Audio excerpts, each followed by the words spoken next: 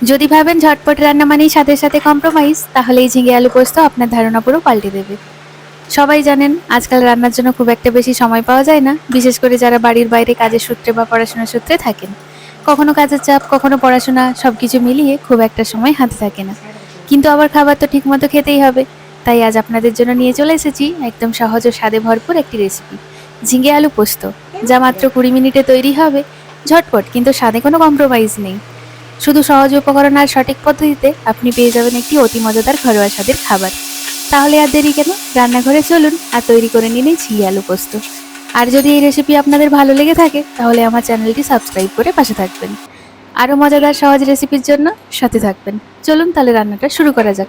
প্রথমেই নিয়েছি একখানা টাটকা ঝিঙে আর 5টা ছোট সাইজের আলু। ঝিঙেটা ভালো করে ধুয়ে নিয়েছি, কারণ ওর গায়ের ওই পাতলা ধুলোময় চামড়াটা ঠিকঠাক পরিষ্কার না করলে রান্নায় মজা আসবে না। আর আলুগুলোকেও একসাথে নিয়ে ভালোভাবে ধুয়ে খোসা ছাড়িয়ে রেখেছি। এবার ঝিঙের খোসাটা সাবধানে ছাড়িয়ে নিয়ে ওটাকে ছোট ছোট টুকরো করে কেটে নিচ্ছি, যেন চট করে রান্নাটা হয় আর খেতেও ভালো লাগে। ঝিঙে কাটা হয়ে গেলে এবার আলুগুলোকেও ছোট ছোট টুকরো করে কেটে নিচ্ছি। খুব বেশি বড় টুকরো রাখলে সেদ্ধ হতে বেশি সময় লাগে আর ঝিঙের সঙ্গে তাল মেলে না। কাজেই সবকিছু মেপে বুঝে কাটা হচ্ছে, যেন রান্নাটাও হয় ঝটপট আর খাওয়ার সময় মুখে পড়ে স্বর্গীয় স্বাদ। এবার তৈরি করে নিচ্ছি পোস্তর পেস্ট, কারণ ঝিঙে আলু পোস্তে এইটুকুই তো আসল জাদু। একটা মিক্সিতে নিয়ে নিলাম 2 চামচ পোস্ত, সাথে দিলাম 2টো কাঁচা লঙ্কা আর স্বাদ মতো লবণ। এবার জল দিয়ে ধৈর্য ধরে ভালো করে মিহি করে পেস্ট করে নিচ্ছি। চাইলে আগে থেকে পোস্ত ভিজিয়েও রাখতে পারেন, তাহলে পেস্টটা আরও মসৃণ হয়। একদম পারফেক্ট মিহি পেস্ট তৈরি। পোস্ত আর লঙ্কার সেই ঘ্রাণেই যেন মনটা ভালো হয়ে গেল। এবার একটা কড়াই বসিয়ে পরিমাণ মতো তেল গরম করে নিলাম। তেলটা ভালো করে গরম হলে প্রথমেই দিয়ে দিচ্ছি একটা শুকনো লঙ্কা আর 1 চা চামচ কালো জিরে।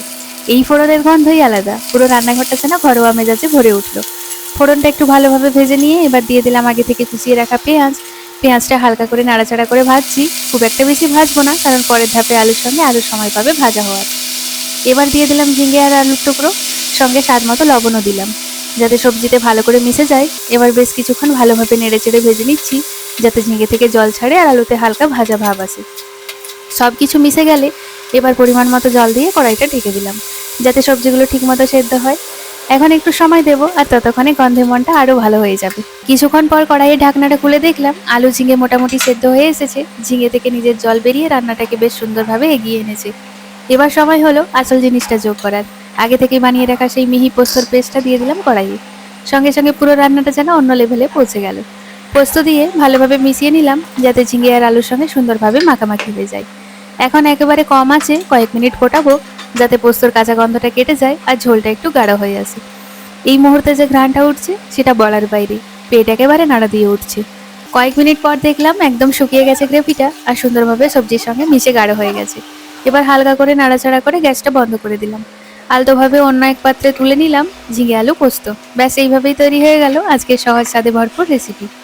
গরম ভাত, পাতলা ডাল আর পাশে যদি এই পোস্ত থাকে, তাহলে তো এক থালা ভাত নিমেষেই উধাও হয়ে যায়। আপনাদের কেমন লাগলো বলুন তো? যদি ভালো লেগে থাকে তাহলে চ্যানেলটা সাবস্ক্রাইব করে পাশে থাকবেন। দেখা হচ্ছে পরের আরেকটি মজাদার রেসিপিতে। সবাই ভালো থাকবেন, সুস্থ থাকবেন। আজকের মতো টাটা।